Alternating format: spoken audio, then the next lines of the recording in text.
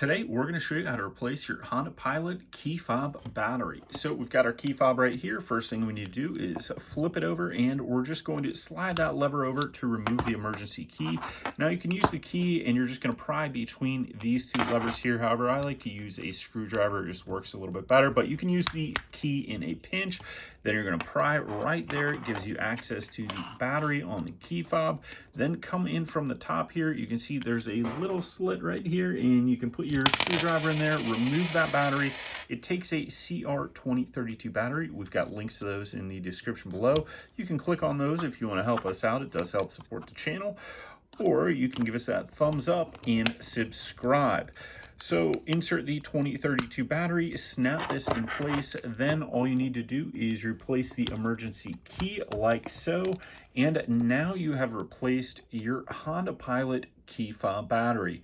Hope we enjoy, and give us that thumbs up or subscribe.